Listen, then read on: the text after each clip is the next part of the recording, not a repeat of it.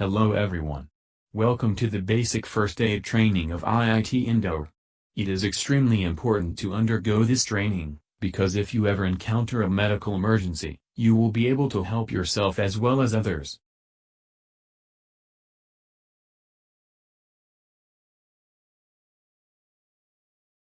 In this training we will discuss what is first aid, responsibilities of first aider, how to approach a medical situation and what all actions needs to be taken, common conditions, and finally, what to do when you reach our health center. Please take time to watch the entire video.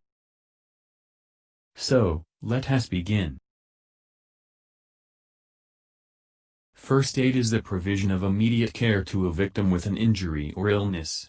It is the treatment given to someone injured, suddenly ill, etc. before regular medical services arrive or can be reached. First aid helps ensure that the right methods of administering medical assistance are provided.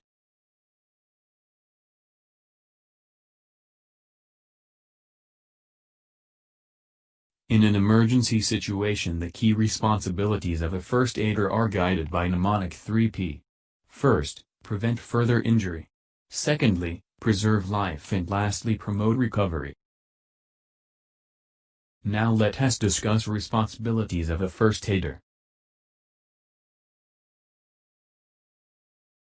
First thing you have to do as a first aider is to assess the overall situation and ensure safety for casualty as well as for yourself. Next, you have to find out what is wrong with the casualty and administer appropriate treatment. You have to call for help depending upon the severity of the injury. If the situation demands, then you have to arrange for removal of casualty to health center or to a safer place. You have to remain with the casualty as long as necessary. You also have to take all necessary precautions to prevent cross-infection between casualty and yourself. Let us discuss about approach and action of a first aider. Before administering first aid, assess the situation and call for help if you are alone in the situation. If other people are there, please ask them to call for help while you attend to the injured person. Find out if you will be able to manage by yourself or will require more helping hand. Remember, if there are other people, you can always ask for help. If there are multiple casualties, evaluate which person requires your attention first. While administering first aid, remember mnemonic D, R, A, B, C. Judge if your present environment is dangerous. Tap on the shoulder of the patient to ask, "Are you okay?" Check if the person is conscious and responsive. Most importantly, check if casualty's airway is clear. Monitor if the patient is breathing properly. Check pulse to see if the circulation is all right.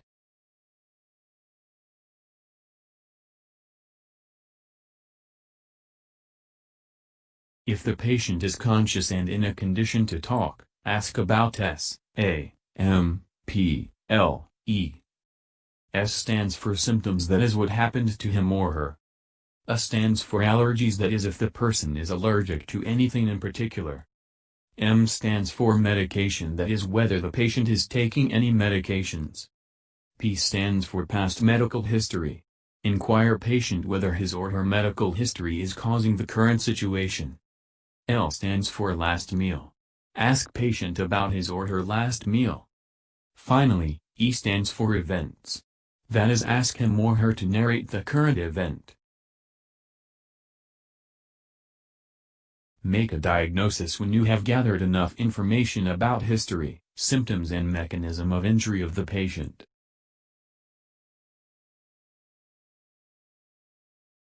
Before you start, always wear mask and gloves.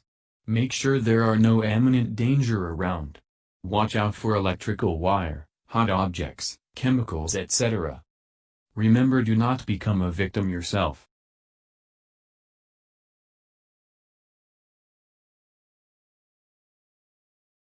Now, we are going to discuss some common conditions and their first aid procedures. Asphyxiation, or in common terms suffocation. Symptoms include gasping for breath, inability to speak, blue discoloration of face, tongue, lips. Remove the victim to a clear area and try Heimlich maneuver as shown in the picture here.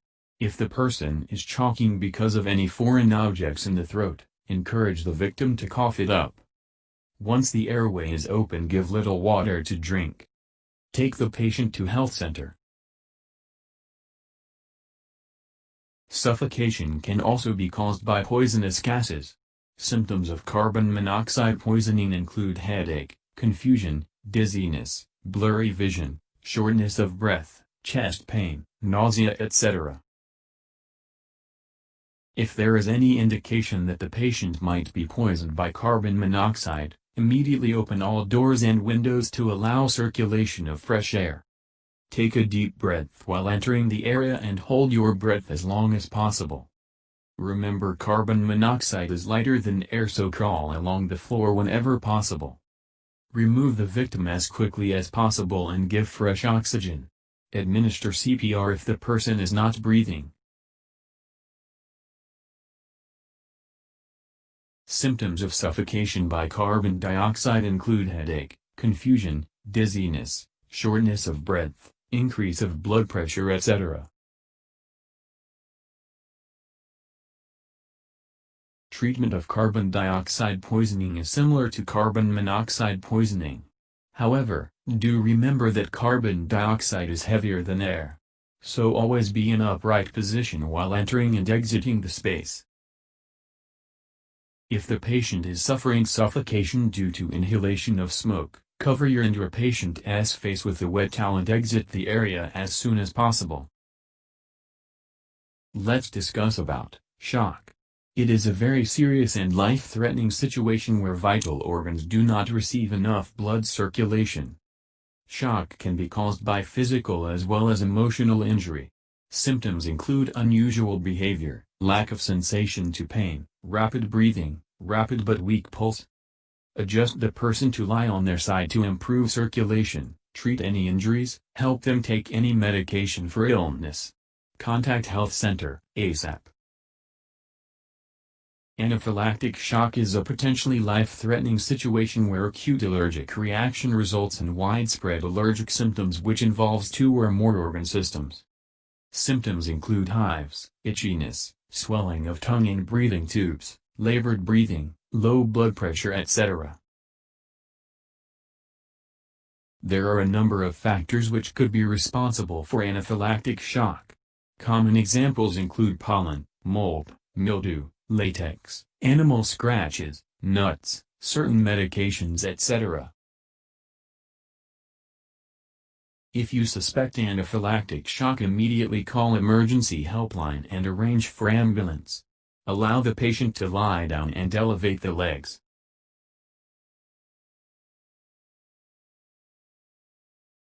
Now we will talk about electric shock. Make sure that the power lines are turned off before touching the victim. Check for breathing as soon as the victim is off the live wire. Here are the guidelines to follow if your patient suffered from an electric shock. We are going to discuss about fainting. A person can faint for various reasons, some of which are listed here, such as lack of food, overexertion, dehydration, pain, sight of blood, etc. Have the patient lie down for some time. Open windows to let fresh air in. Encourage the victim to go see a doctor even if he or she feels fine. Let's talk about seizures. Seizures are neurological disorders where the signals in the brain become mixed up. The most common cause of seizure is from the medical condition called epilepsy. Other causes include allergic reactions, brain tumors, high fever, etc.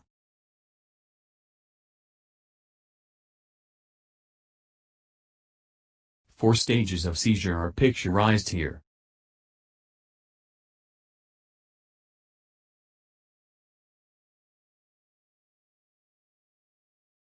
Do not try to stop the seizure or revive the person. Let the seizure take its course. Protect person from further injury by moving hard or sharp objects away. Do not interfere with the person's movements. Place something small under their head and loosen tight clothing around the neck. Roll the person on their side as soon as possible. This will help to clear the airway.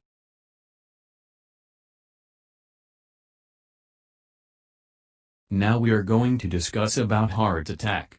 This picture describes heart attack symptoms in men versus women. Know the difference between cardiac arrest and heart attack. Often people use the term interchangeably, but they are not same.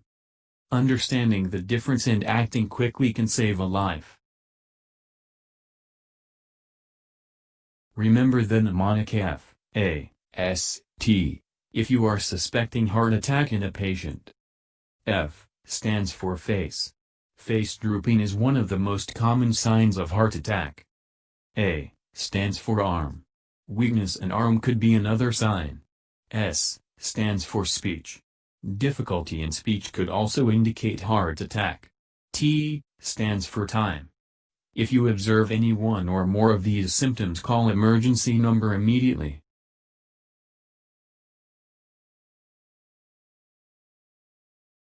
Have the victim stop all physical activity and help the patient to a comfortable position, either sitting or lying down. Assist the patient if he or she has a prescribed medication. Loosen any restrictive clothing and have the victim rest. Do not give them anything to eat or drink. Now we are going to talk about various types of wounds. Incisions are caused by a clean, sharp-edged object such as a knife, razor, splinter, etc.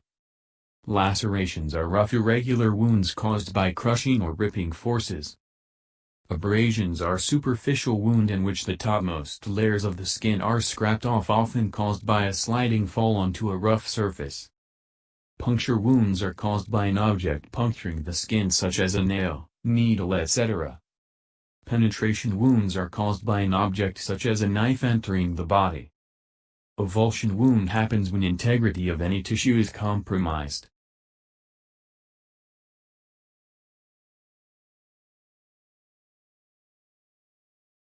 Here is a pictorial representation of various types of wounds.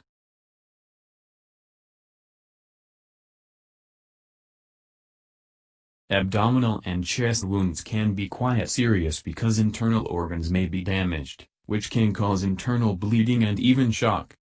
These type of wounds are considered an emergency and you should call for immediate medical help, specifically if there are symptoms of shock such as dizziness, weakness, pale and clammy skin, shortness of breath and increased heart rate. Have the injured person lie quietly with his or her feet elevated about 12 inches. Cover him or her with a blanket, sheet to maintain body warmth.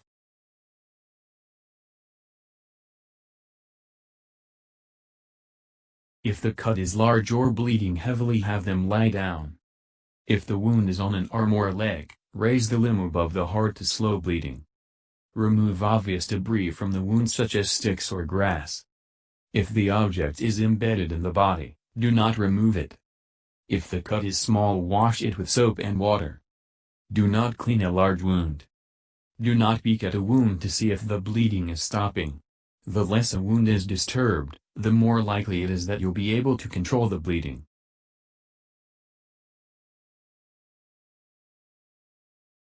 There are two types of bleeding. External bleeding is where the blood vessels and the skin are cut and blood is escaping the body. Internal bleeding is where the blood vessels are broken but the skin is not, so the person is bleeding under the skin. First, let's talk about external bleeding.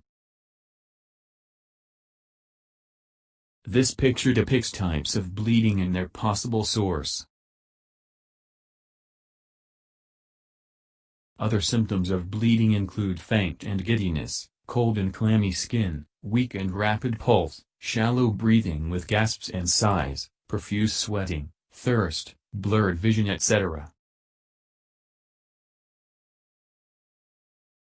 This picture depicts 4 main ways to control bleeding: direct pressure, elevation, cold application, pressure bandage. If it's a minor bleed, wash with warm water and soap. If the bleeding is severe, then apply RED principle. R stands for rest. Make sure the person is resting so as to decrease the heart rate and blood pressure. E stands for elevate. Raise the injured limb above the heart to slow down the bleeding. D stands for direct pressure. Put pressure directly over the wound to help control bleeding. Tie the dressing in place but do not make the dressing too tight so as to restrict blood flow.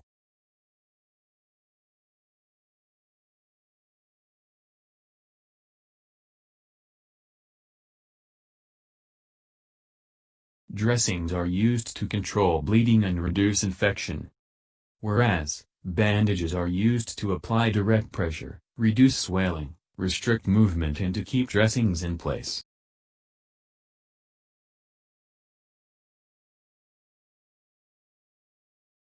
Before applying dressings you need to remember certain rules. Always wear disposable gloves. If possible, wash it with soap and water. Choose dressing of proper size. Avoid touching the wound. Try not to cough or sneeze near the open wound. Now, let's go through the symptoms of internal bleeding. Common symptoms of internal bleedings are dizziness, shortness of breath, change of vision, pain, nausea, tingling of hands or feet. If you suspect that the patient is bleeding internally, do the followings. Lay the patient down with head low and to one side so as to ensure good blood supply to the brain. Raise the legs if there is no fracture. Control all serious external bleeding. Loosen constrictive clothing. Check vital sign and responsiveness. Keep the patient covered. Do not give anything to eat or drink. Take the patient to health center on priority basis.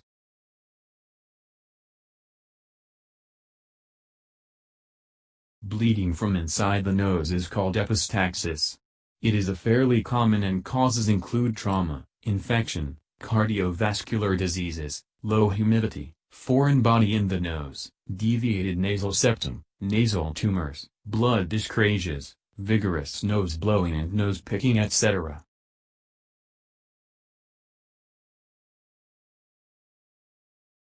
Ensure the following 6 steps for a person having epistaxis.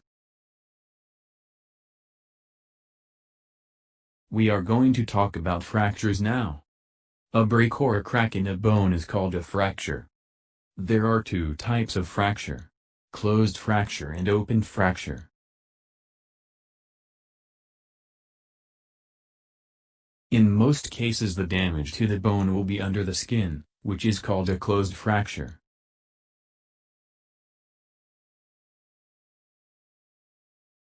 However, sometimes bits of the bone can puncture through the skin to become an open fracture.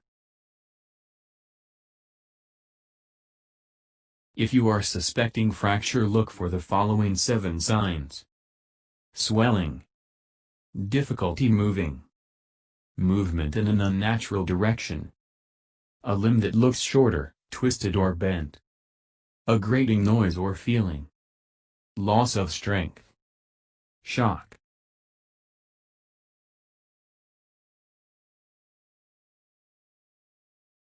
This picture depicts common types of fractures.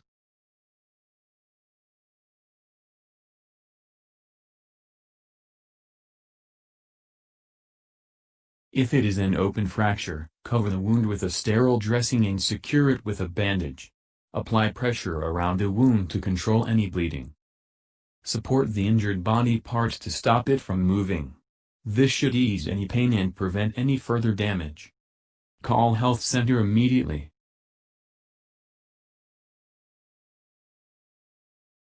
Now let's discuss sprains.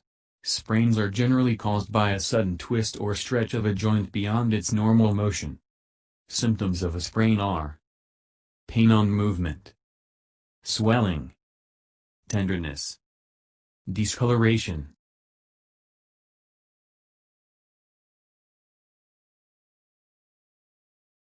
Rest the injured part. Apply ice or cold compress for 15-20 minutes. Compress the injury. Elevate the injured part. We are going to talk about a very common yet very important issue of eye injury. If any foreign object such as dust particle enter eye, try to take the object out with soft, clean tissue. Flush eye with water. Do not let the patient rub the eyes. If any chemical splash occurred in eyes, flush with water for at least 15 minutes by holding the eyelids. Contact health center immediately. Let's discuss heat-related sicknesses. Heat exhaustion is a condition where the body is unable to get rid of excess body heat. If left untreated, it could lead to more serious and potentially fatal heat-related illness such as heat stroke. Causes include severe dehydration due to inadequate replacement of fluids, excessive sweating, overexposure to heat from the sun, fatigue, poor heat regulation in body, etc. Two major heat-related illnesses are heat exhaustion and heat stroke. Symptoms and treatments of each of these illnesses are summarized here. To prevent heat-related illnesses, minimize vigorous physical activities in hot and humid weather. Avoid caffeine, tea, which may lead to dehydration. Your body will need a replenishment of electrolytes, mineral salts such as sodium, as well as fluids if you sweat excessively. Take frequent breaks to hydrate yourself. Wear hats and light-colored, lightweight, loose clothes. Have adequate rest. Let's discuss burn injuries. A burn is damage to the skin or underlying tissue caused by heat. There are 3 levels of severity. First, superficial. Second, partial thickness. Third, full thickness. There are 5 main sources of burns: electricity, radiation, thermal, chemical, friction. As with all other emergencies, make sure the area is safe for you first. Watch out for live wires, hot objects, chemical spills, etc. The severity of a burn can also be increased depending on which part of the body is affected, for example face and neck. The amount of the body that is burnt, for example only fingertip or entire arm. With chemical burns, flush the area with lots of water to get it off the casualty's skin. With electrical burns, check for an exit wound as well as treating for the entrance wound. Never apply ointments, butter or other home remedies on burns, as this may make the burn worse, keep the heat trapped in, or cause an infection.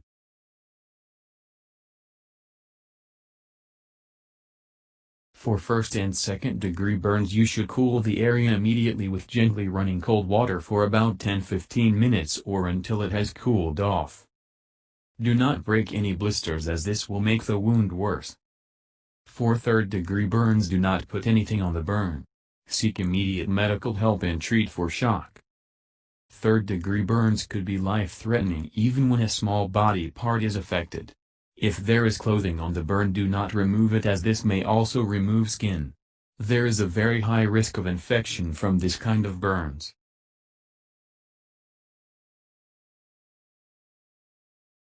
This picture summarizes actions that should not be taken in case of burn injuries.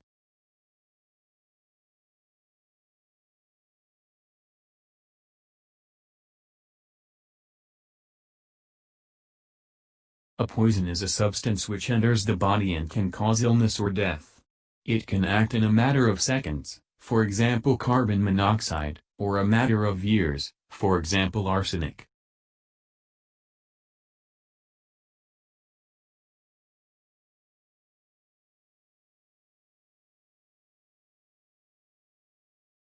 There are 4 basic ways in which poison can enter the body: inhalation, ingestion, absorption, and injection. Now we are going to discuss about a very important issue, which is mental health first aid. Mental health first aid teaches how to identify, understand and respond to signs of mental illnesses. Mental health first aid encourages early detection and intervention by teaching participants about the signs and symptoms of specific illnesses like anxiety, depression, schizophrenia, bipolar disorder, etc. This diagram depicts the signs of two most commonly encountered issues related to mental health, which are depression and anxiety.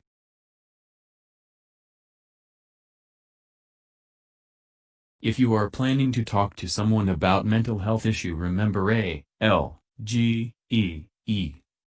A stands for approach, assess and assist. L stands for listen non-judgmentally. G stands for forgive, support and information. E stands for encourage professional help. Advise the person to contact counselor, Miss Monica Gupta of IIT Indore. E stands for encourage other supports. Here are some useful tips to help you talk to your patient.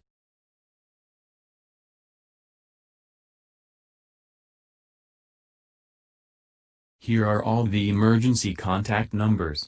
Please save them on your mobile phone.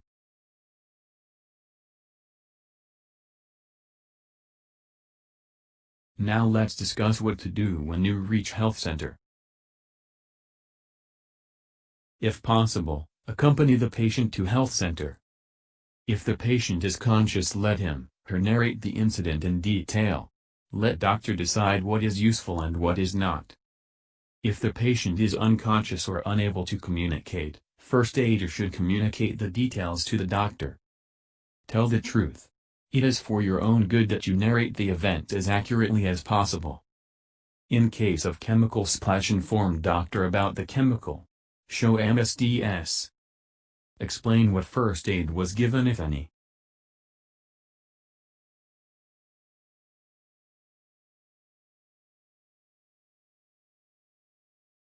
Remember, we value your life more than anything else.